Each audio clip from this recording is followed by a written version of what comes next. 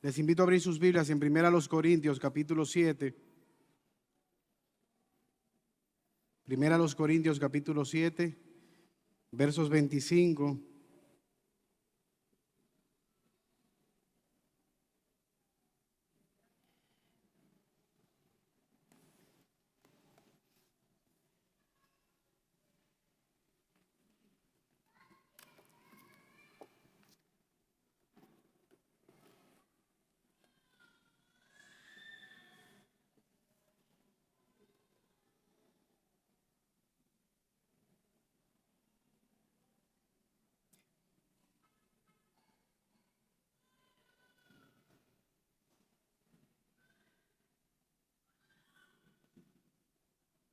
Versos desde el 25 hasta el 40.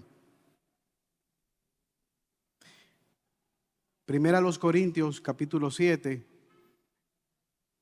Vamos a leer el versículo 1. Capítulo 7 y luego verso 25. Verso 1, capítulo 7. En cuanto a las cosas que me escribisteis, bueno le sería al hombre no tocar mujer. Hay unas preguntas que le hicieron a Pablo. Verso 25.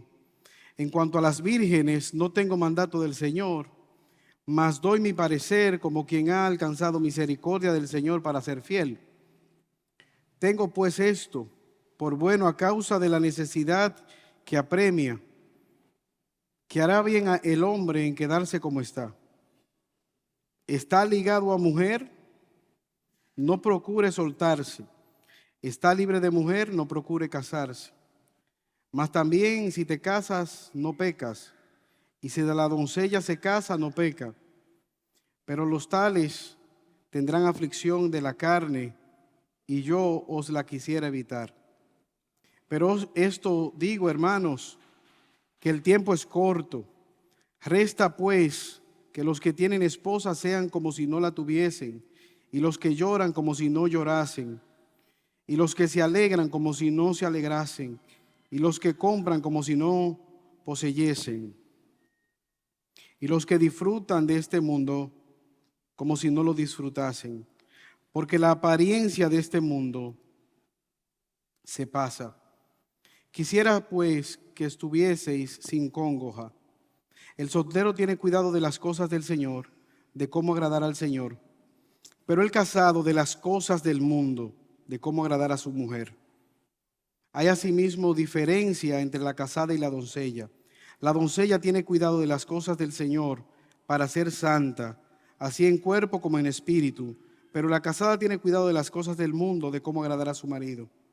Esto digo para vuestro provecho, no para tenderos lazo, sino para lo honesto y decente, y para que sin impedimento os acerquéis al Señor. Pero si alguno piensa que es impropio para su hija virgen que pase ya de edad, y es necesario que así sea, haga lo que quiera, no peca que se case.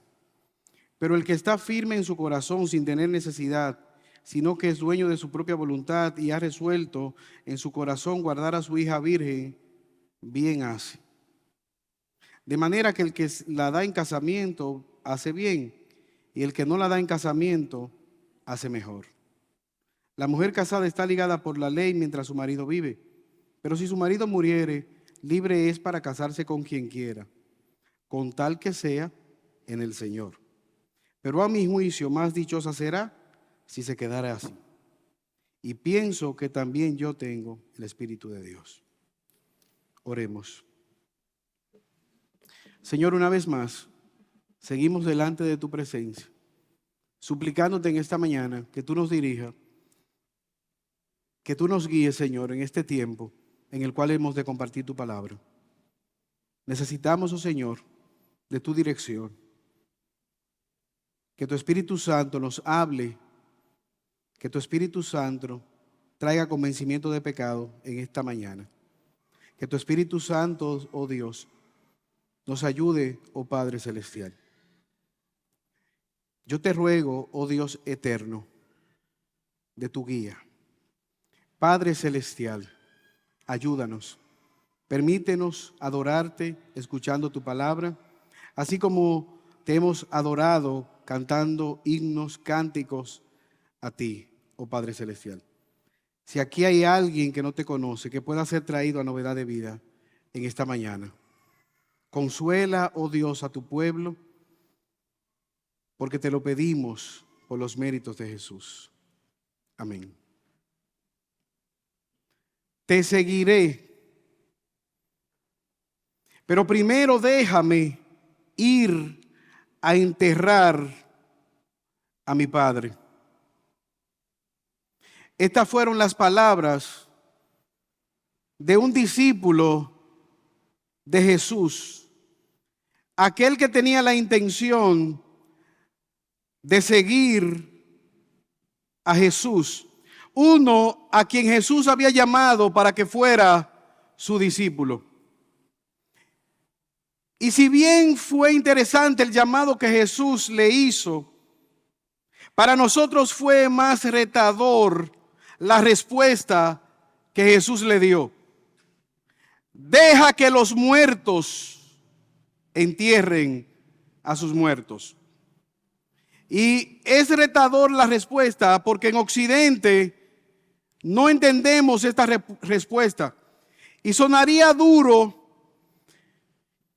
porque quizás pudiéramos nosotros decir, qué difícil esa respuesta.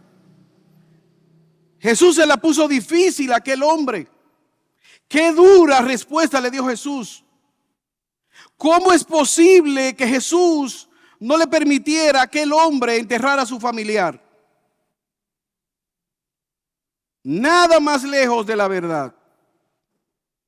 Lo que este hombre le estaba solicitando a Jesús era que le permitiera cumplir con la tradición de que el hijo menor esperara que el padre muriera para enterrarle y entonces él seguir a Jesús.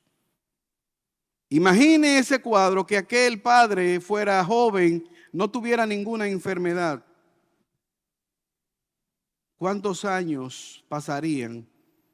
¿Cuántos años él tendría que esperar para entonces él seguir a Jesús? Yo quisiera servirte, pero primero yo estaría satisfecho si tú me permitieras tal cosa. Basta usted ir a la fila del banco para que le hagan la pregunta. Primera pregunta que le hacen a una persona: ¿te casaste? Segunda pregunta: ¿cuántos hijos tienes? ¿Dónde trabajas? ¿Dónde vives?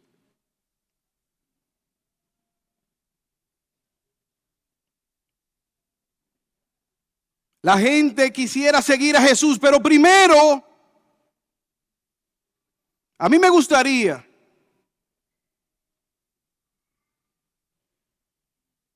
te serviré, pero primero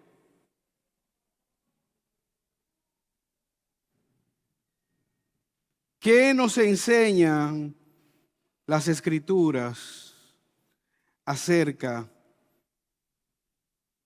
de la soltería?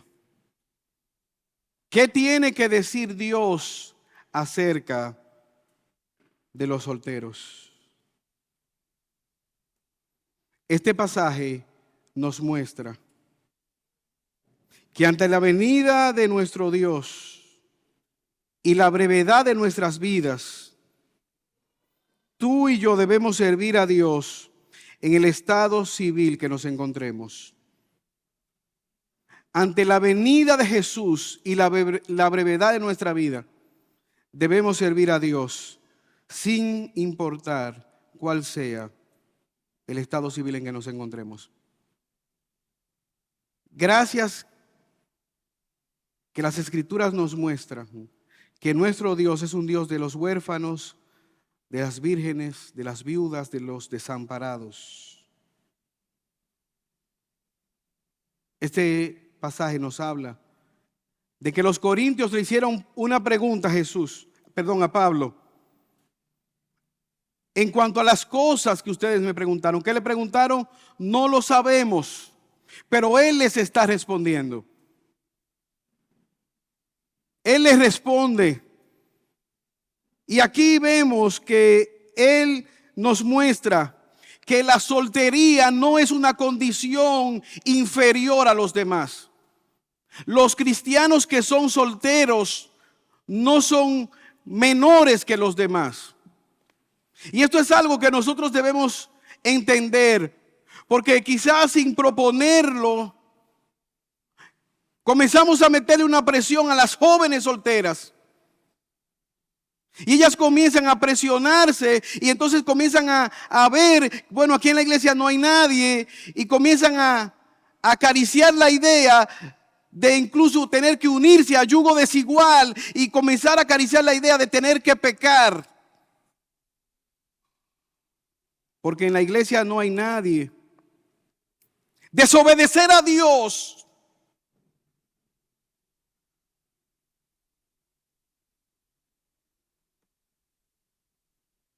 porque no me gustaría que la guagua me dejara. Nadie es menos espiritual porque no esté casado. Dios bendice todo el estado que tú te puedas encontrar, tanto soltero como casado. Pablo deja esto bien en claro.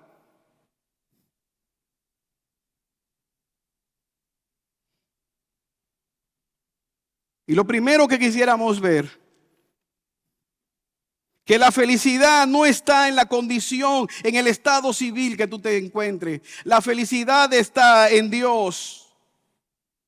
La satisfacción está en Dios. Y tú y yo, ante la venida de Dios, ante la brevedad de la vida, tenemos que servir a Dios en nuestra condición en la cual nos encontremos. Sea soltero, sea viudo, sea casado.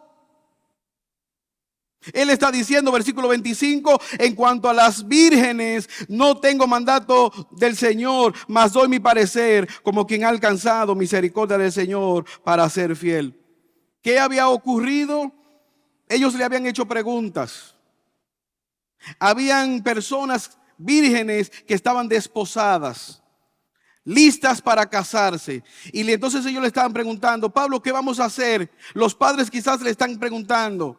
Van a venir situaciones difíciles, persecuciones. ¿La damos o no la damos en casamiento? Él les está diciendo, Jesús no nos habló con respecto a este tema. No tengo mandamiento con respecto de Jesús de este tema. Verso 26. Tengo pues esto por bueno a causa de la necesidad que apremia, que hará bien el hombre en quedarse como está. Verso 27. Está casado, no te divorcie. Estás ligado de mujer, no procure. Estás libre de mujer, no procure casarte. Mas también si te casas, no peca. Y si la doncella se casa, no peca. Pero los tales tendrán aflicción de la carne, y yo os quisiera evitar. Acordaos que hay un contexto en el cual Pablo les está escribiendo. Por eso iniciamos leyendo el versículo 1. En cuanto a las cosas que me escribisteis. Imagínense algo, hermanos.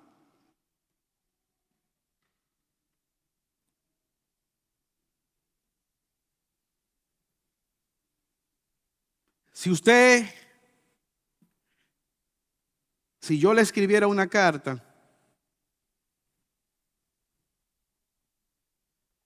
usted se llama Juan, y usted lee la carta y dice, Juan, cuando te vea te voy a matar. Y usted lee la carta, inmediatamente lee eso. Usted lee la carta y sale inmediatamente a poner una querella para la fiscalía.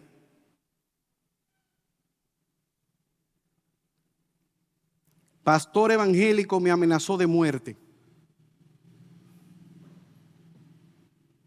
Y usted sale para la fiscalía a ponerme una querella, amenaza de muerte. Y usted está en la fiscalía. ¿Y qué usted hace aquí? No, hay un pastor que me amenazó de muerte. Pero la fiscal le dice, espérese, usted se apresuró. ¿Cómo así que me apresuró? No es una amenaza de muerte. No, espérese que usted se apresuró, porque mire, siga leyendo. Juan, cuando te vea, te voy a matar una gallina para hacerte un asopado y demostrarte cuánto te aprecio.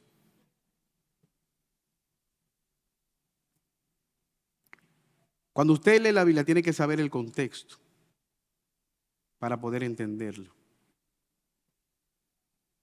Contexto, contexto, contexto.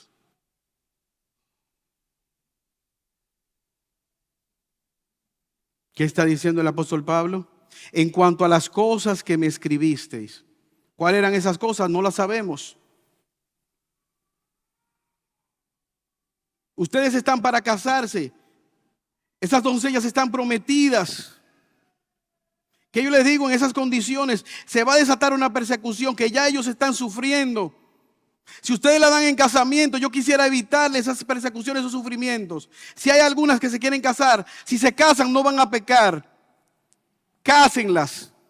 Pero si no, tampoco van a pecar, porque van a evitar esos sufrimientos que van a venir. Ahora, esas vírgenes que han sido prometidas deben saber algo, que deben ver que su satisfacción está en Dios, que su servicio está en Dios, que esa angustia presente, esas calamidades, esas situaciones han de venir. Versículo 26. Tengo pues esto por bueno a causa de la necesidad que apremia, que hará bien el hombre en quedarse como está. ¿Qué es lo que está diciendo? Está vinculado a una esposa, no busque dejarla. Está soltero, no busque vincularse. Son esas situaciones difíciles que ellos estaban tratando, que iban ellos a padecer. 29, versículo 29 al 31. Es un llamamiento radical. Pablo es una persona que está enfocada en una mentalidad celestial. Y eso cobra repercusiones para nosotros, hermanos. ¿Por qué? Porque con mucha frecuencia nosotros podemos ver esto en la vida del apóstol Pablo. Sea cual sea la situación de él era una persona que siempre se extendía a lo que estaba delante. ¿Usted se imagina si Pablo hubiese estado casado con hijos?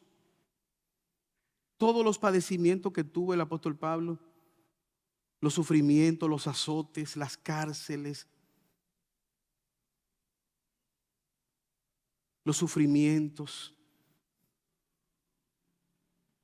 los asolamientos que él tuvo.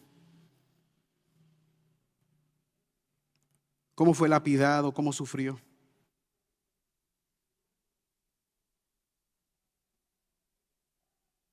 Pero como creyentes nosotros padecemos. Ahora, debe ser retante para nosotros cómo nosotros muchas veces postergamos el servir a Dios. Cuando yo crezca, cuando yo madure, cuando termine el bachillerato, cuando entre a la universidad, cuando termine los exámenes, cuando me gradúe, cuando termine la universidad, cuando termine la residencia médica, cuando me case, cuando dé a luz, cuando el niño camine, cuando el niño esté grande, cuando el niño se case.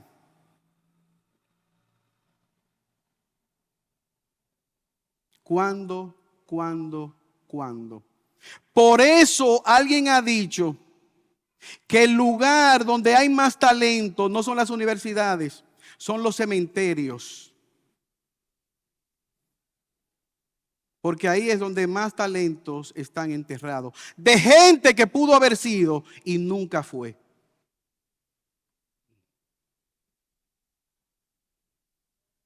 Señor, tú me diste tu sangre, yo te daré la mía.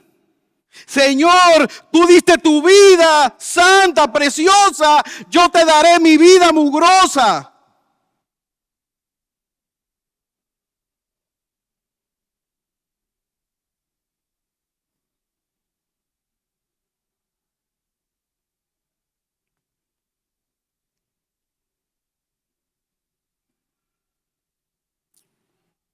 ¿Qué ha hecho Cristo por ti?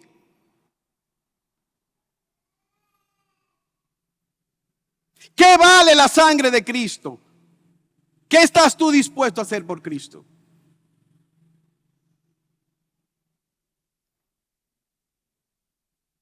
A mí me llamó la atención en el atentado de Donald Trump, cómo esas personas se quedaron paradas estando dispuestas a recibir un impacto de bala.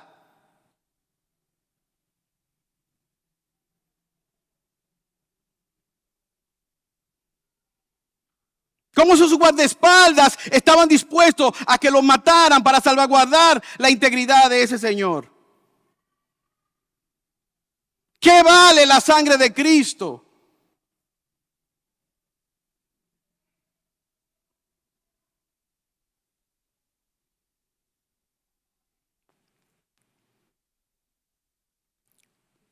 Lo que Pablo está planteando es que la vida en esta tierra es corta, que la venida de Cristo es inminente.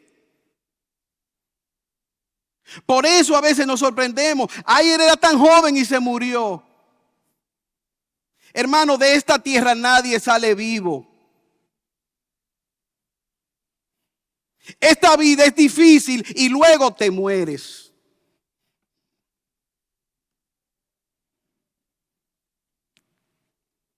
Por eso el mandato es a poner la mirada, la satisfacción en Cristo. No en un matrimonio, no en un estatus, no en una condición social, no en un matrimonio. ¿Qué está diciendo Pablo? Hermanos, el tiempo es corto. ¿Cuál es la razón de aprovechar el tiempo? Versículo 29. Pero esto digo, hermanos, que el tiempo es corto. Resta pues que los que tienen esposa sean como las que no lo tuvieran, como si no la tuvieran. Y los que lloran como si no lloraran. Y los que se alegran como si no les se alegraran. Y los que compran como si no poseyeran. Y los que disfrutan de este mundo como si no disfrutaran. Porque la apariencia de este mundo pasa. ¿Qué está diciendo el apóstol Pablo? Aprovecha el tiempo. Que Cristo sea la centralidad. Él no está diciendo que si tú estás casado, te comportes como si estuvieras soltero. No, no, no, no. Que Cristo sea la prioridad. A la luz de la eternidad. Disfruta, pero como si no estuviera disfrutando. Deleítate, pero si no, como si no estuviera deleitándote. Esta tierra es temporal. Haz lo que tienes que hacer, pero con la mirada en la eternidad.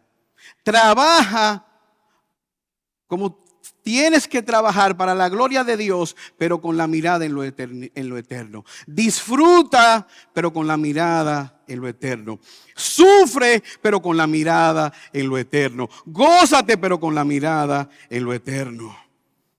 El sufrimiento en esta tierra es temporal. El gozo es temporal. La risa se gasta, las lágrimas se secan. A veces quisiera seguir gritando, pero las lágrimas se gastan. A veces te gustaría seguirte riendo, pero la risa también se gasta. Las posesiones también son temporales.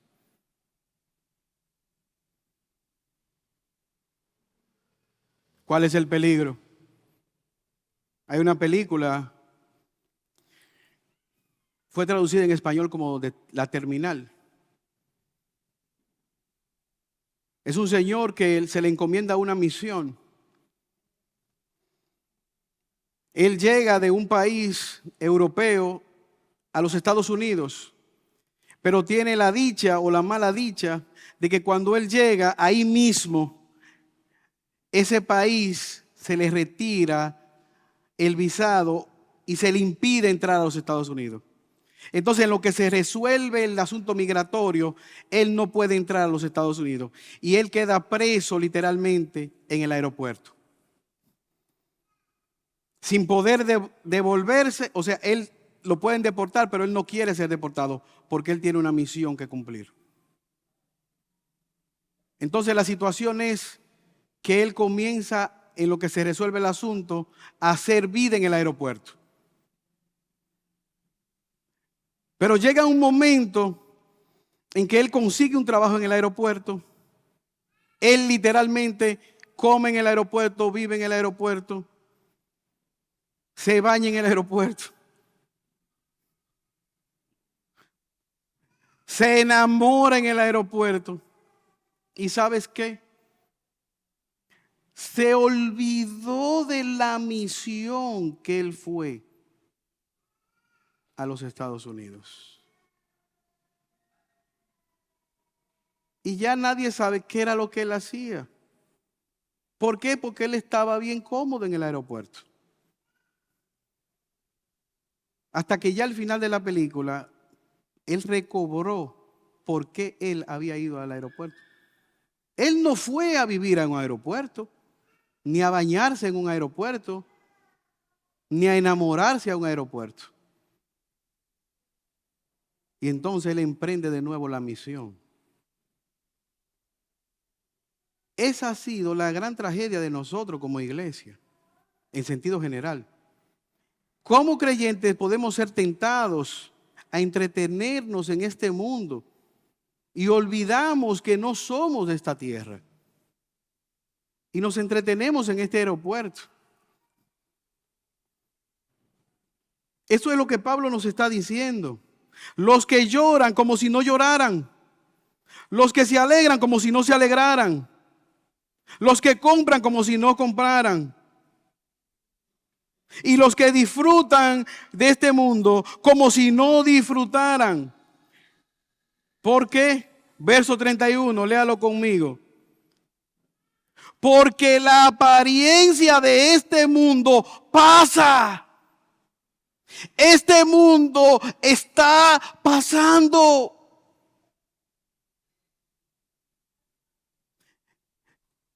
Este mundo es pasajero. Ay, no, Señor, no venga, que yo quiero casarme. Ay, yo quiero que los niños caminen. Ay, yo quiero que el niño diga gugu gugu.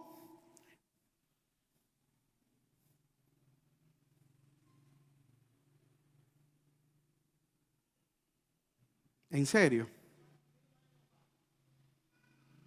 La gloria de Dios, la majestad de Dios, detenida porque tú quieres que tu hijo diga gugu gugu.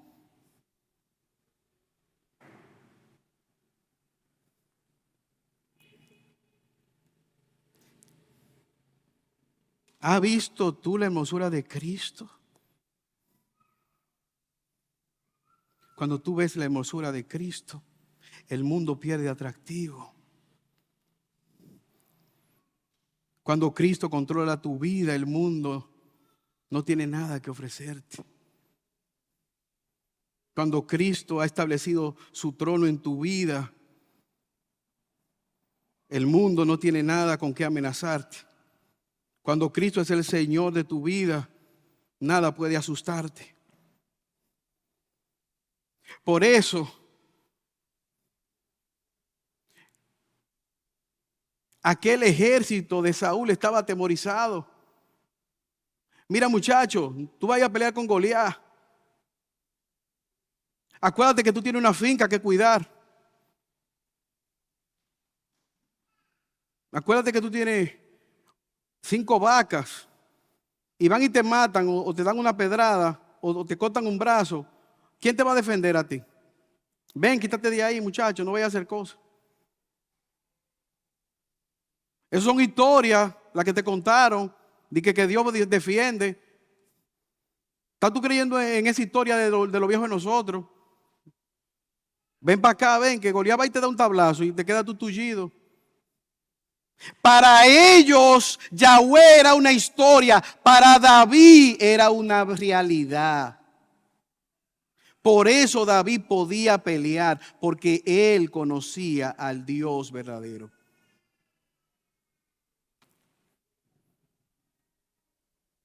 Cristo cambia la mente del pecador. Cristo nos da una nueva ciudadanía. Yo te pregunto en esta mañana, ¿a dónde tú perteneces? ¿Ha cambiado Jesús tu vida? ¿Hay novedad de vida en ti?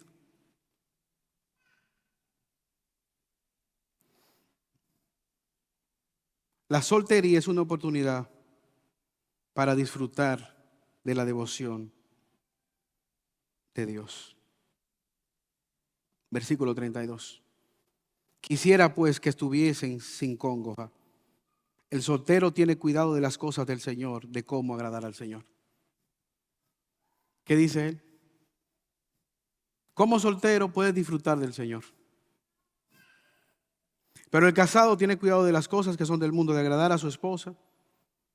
Hay diferencia entre la casada y la doncella. La doncella tiene cuidado de las cosas del Señor para ser santa, así en cuerpo como en espíritu. Pero la casada tiene cuidado de la cosa del mundo, de cómo agradar a su marido.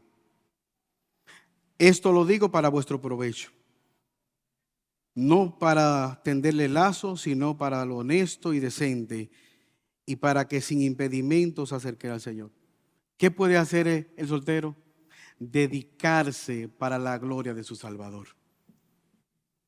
Dedicarle los mejores años de su vida a su Salvador. Señor, te voy a dedicar los mejores años de mi vida a servirte. Señor, te voy a servir con los mejores años de mi vida. ¿Has visto tú a esas personas que quieren venir al Señor cuando estén masticando el agua? Yo voy a ir un día de esto, porque yo estoy joven todavía. Venir al Señor después, yo quiero aprovechar la vida. Son como el joven rico, como el joven, el hijo necio, el hijo pródigo, que quiso aprovechar su vida y la desperdició. La historia narra o cuenta de Crisóstomo, Juan Crisóstomo. Muchos lo consideran como el mayor predicador después del apóstol Pablo. Se dice que su madre quedó viuda a los 20 años, una mujer sumamente hermosa, y que ella decidió no volverse a casar y se dedicó a instruir a Juan Crisóstomo. Él reconoce la vida devota de aquella mujer que invirtió su vida en instruirlo. Pero se nos habla de Ana, una mujer viuda que dedicó también su vida a servir en el templo. Toda su soltería a servir a Dios. Pablo está hablando de una vida dedicada a servir a Dios. Una vida dedicada a buscar el reino de Dios y su justicia.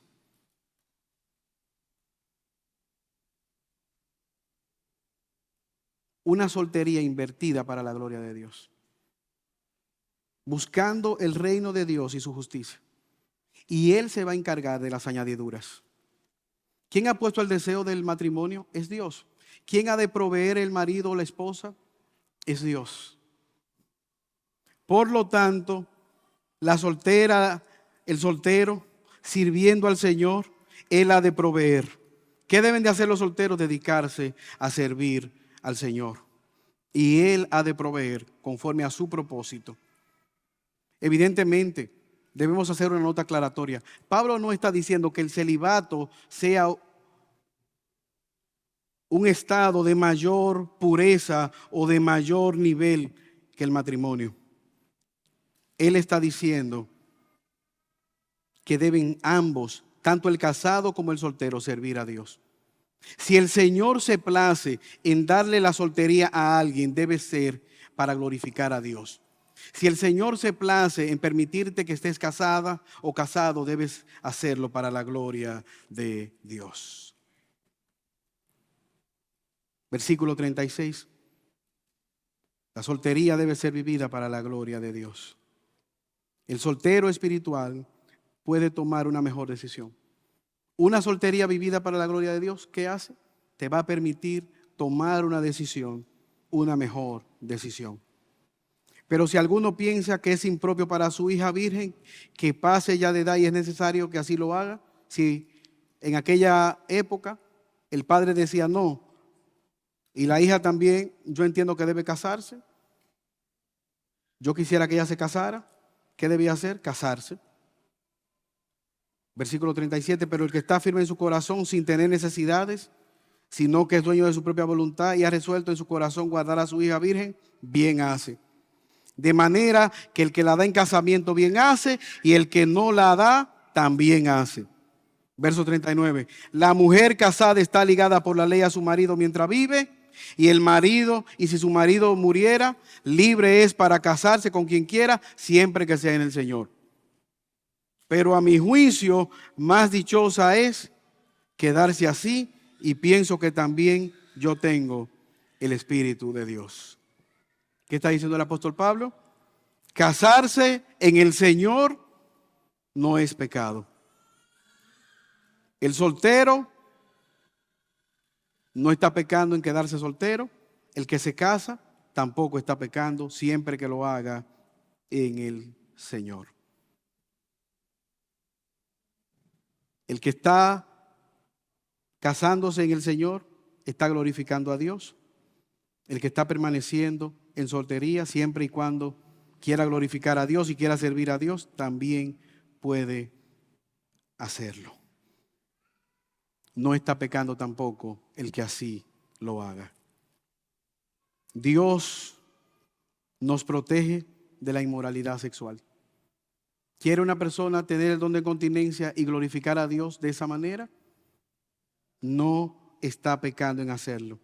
¿Quiere una persona viuda glorificar a Dios y así hacerlo y dedicarse para la gloria de Dios? Esa viudez no está pecando.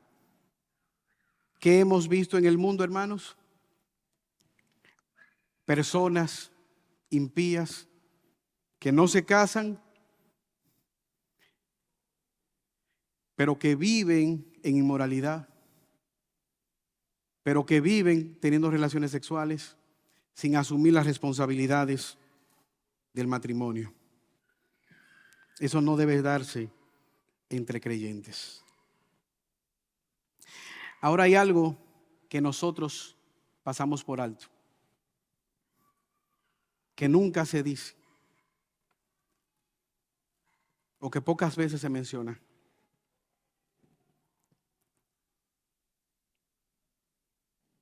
Y es que la persona más grande que jamás ha existido sobre la faz de la tierra, Dios hombre, Jesucristo, fue soltero. Cristo, Jesucristo, su soledad, su soltería, su vida de soledad, sacrificó su vida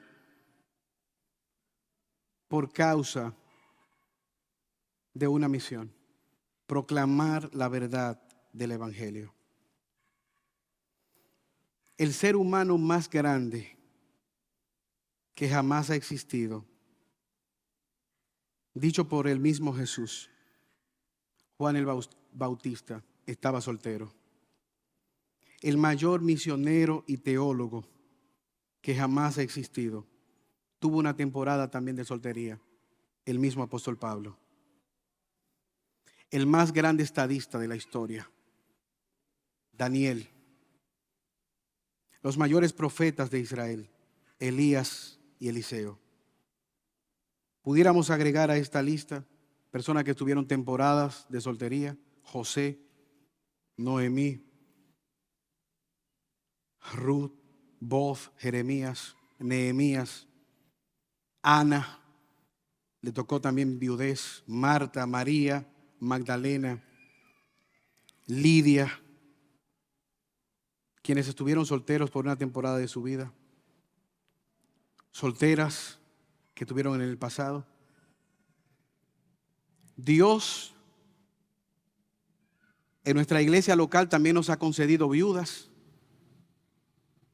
Dios nos ha concedido a nosotros también hermanas solteras que nos sirven en nuestra iglesia local.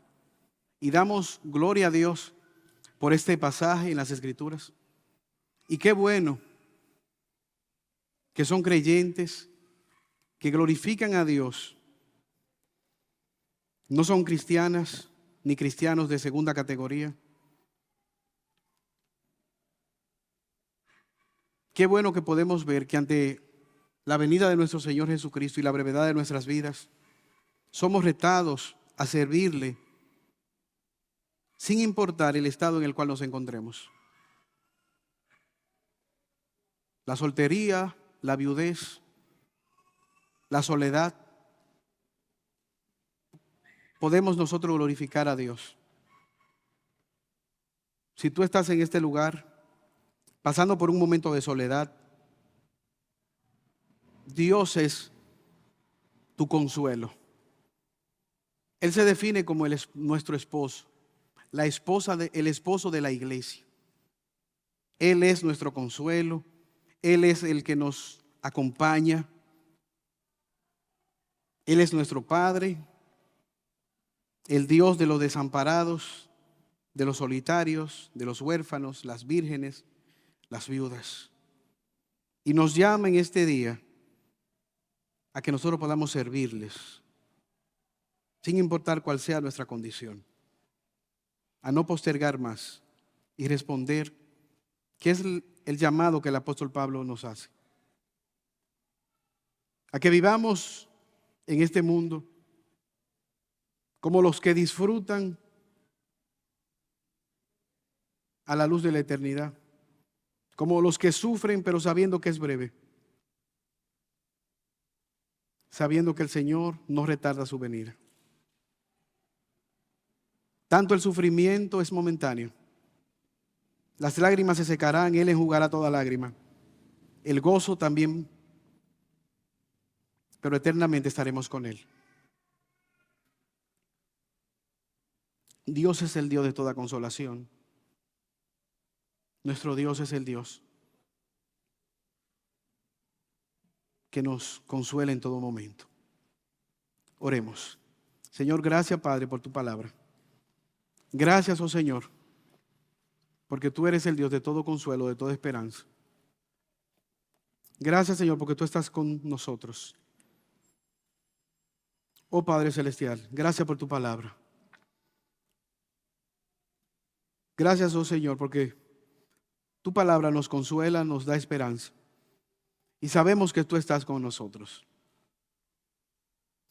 En medio de las dificultades, en medio de todo dolor, de todo proceso de soledad, tú eres, oh Señor, nuestro Padre para con los huérfanos. Tú eres el esposo para los solteros.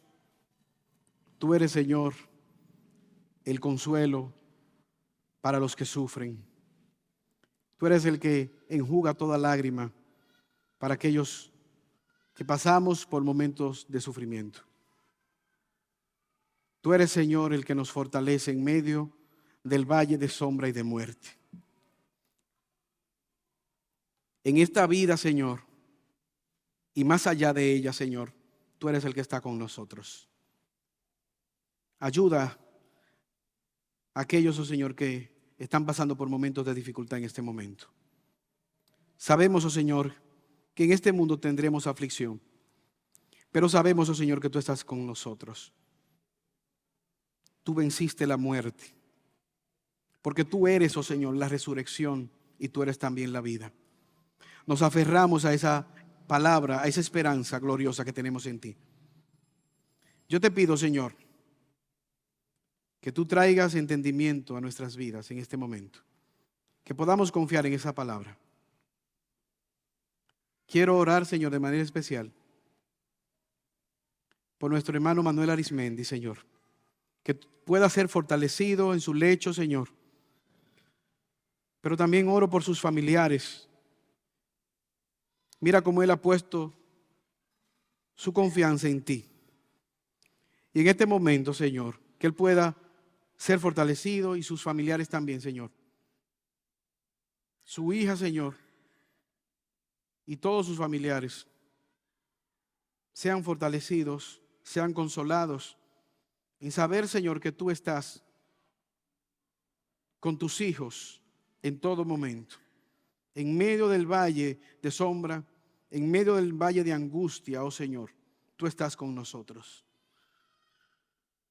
acompañándonos, y esa es una esperanza gloriosa que tenemos en ti, Señor. Ayúdanos, oh Señor, porque te lo pedimos por los méritos de Cristo. Amén.